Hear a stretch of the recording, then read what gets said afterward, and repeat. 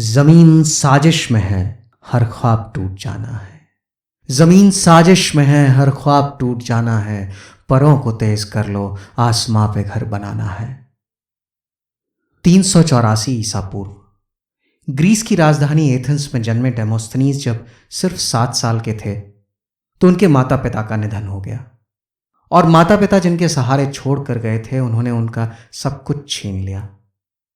अथाह धन संपत्ति, घर बार, खेत, दास, सेवक, यहां तक कि उनका स्कूल जाना भी बंद कर दिया। डेमोस्थनीज ने जब आवाज उठानी चाही तो उम्र और आवाज ने साथ नहीं दिया। हकलाते थे, लंबे वाक्यों में अटक जाते थे, सांस थम जाती थी, मतलब बदल जाते थे, लोग हंसते थे। एक 7 साल का बच्चा क्या करता, जिसके पास माता नहीं, पिता नहीं, घर नहीं, संपत्ति नहीं, जो अपनी बात नहीं कह सकता लोगों से, क्या करता? उस 7 साल के बच्चे डेमोस्थनीज ने ठान लिया कि चाहे जो हो जाए, इस साजिश के खिलाफ लड़ना ही होगा। उड़ान जितनी मुश्किल हो, दम लगाकर उड़ना ही होगा, क्योंकि जमीन साजिश में है। हर ख्वाब टूट जाना है, परों को तेज कर लो, आसमां पे घर बनाना है। डेमोस्थनीज ने अपने आप को समाज से और दुनिया से काट लिया। महीनों के लिए भूमिगत हो गए, सर मुंडवा लिया और दिन रात अभ्यास किया अपनी कमियों पर, अपने मकसद तक बढ़ने के लिए। हकलाकर बोलने की समस्या थी, सो उन्होंने मुंह में पत्थर भरकर घंटों बोलने का अभ्यास किया। बोलते बोलते सांस थम जाती थी, रुक जाती थी, थक जाती थी। इसलिए एक ही स्पीच को कई कई बार लगातार अभ्यास करते थे, जिससे कि सांस टूटने की आदत दम तोड़ दे। हवाओं से लड़ते हुए भाषण देने का रियाज किया करते। यह सिलसिला महीनों चला और उसके बाद जब डेमोस्थनीज अपनी गुफा से निकले तो बदले हुए डेमोस्थनीज थे। कोर्ट पहुंचे और वहां चैलेंज किया अपने गार्जियंस को। इतनी मजबूती से, प्रभावशाली तरीके से, धारा प्रवाह आवाज में अपनी बात रखी कि दिशा बदल गई और डेमोस्थनीज को अपना खोया हुआ स्वाभिमान और संपत्ति वापस मिल गई। जमीन साजिश में है, हर ख्वाब टूट जाना है। परों को तेज कर लो, आसमां पे घर बनाना है। कोर्ट में हुई इस जीत के बाद पूरा एथेंस डेमोस्थनीज की ओरेटरी का, उनके भाषणों का और उनकी आवाज का कायल हो गया। बड़े बड़े मुकदमे पहुंचने लगे उनके पास, कभी लिखने के लिए और कभी कोर्ट में बोलने के लिए। एक अनोखी ताकत थी उनमें।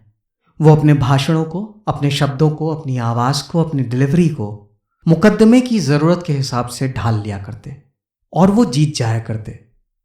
धीरे धीरे प्रसिद्धि बढ़ने लगी, लोग बढ़ने लगे, शिष्य बढ़ने लगे, व्यवसायी बढ़ने लगे, राजनेता बढ़ने लगे। और धीरे धीरे डेमोस्थनीज को लगने लगा कि उन्हें अपनी इस काबिलियत का एक बड़े मकसद के लिए इस्तेमाल करना चाहिए। डेमोस्थनीज अपने शहर एथेंस को एक आदर्श शहर बनाना चाहते थे, एक सर्वोच्च शहर, एक शहर जिसमें विचारों की आजादी हो, स्वतंत्रता हो। इसलिए राजनीति की ओर रुख किया और 354 ईसा पूर्व में उन्होंने अपना पहला राजनीतिक भाषण दिया। और फिर यह सिलसिला रुका नहीं। उनके सारे राजनीतिक भाषणों का मुख्य केंद्र बिंदु उस समय की सरकार हुआ करती थी, उस समय के राजा हुआ करते थे। पहले फिलिप्स द्वितीय, उसके बाद सिकंदर महान और उसके बाद एंटीपेटर। पर एंटीपेटर भी ठान कर बैठा था कि पिछले 2 राजाओं के कार्यकाल की तरह वो अपने कार्यकाल में डेमोस्थनीज को सफल नहीं होने देगा। उसने साजिश की और आर्कियास को भेजा डेमोस्थनीज को मारने के लिए। पर इसके पहले कि आर्कियास डेमोस्थनीज को मार पाता, डेमोस्थनीज ने जहर खा लिया और जब लगा कि अंतिम समय निकट है तो अपने अंतिम शब्द कहे आर्कियास से, आर्कियास तुम स्वतंत्र हो, तुम जब चाहो। तब नाटक एंटीगनी के उस विलेन क्रियॉन का किरदार निभाते हुए मेरे शरीर को बिना दफनाए हुए मिटा सकते हो, पर मुझे भी अपना किरदार निभाना आता है। मैं उठता रहूंगा, आवाज उठाता रहूंगा, कुर्बान होता रहूंगा अपने इस शहर एथेंस के लिए, अपने इस पवित्र मंदिर के लिए जिसको एंटीपेटर और मैकडोनियंस ने अपवित्र कर दिया है।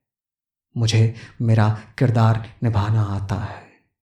मुझे मेरा किरदार निभाना आता है। इतिहास गवाह है इस बात का कि आज भी डेमोस्थनीज को दुनिया के सबसे प्रभावशाली वक्ताओं में से एक वक्ता माना जाता है। जमीन साजिश में है, हर ख्वाब टूट जाना है, परों को तेज कर लो, आसमां पे घर बनाना है, आसमां पे घर बनाना है।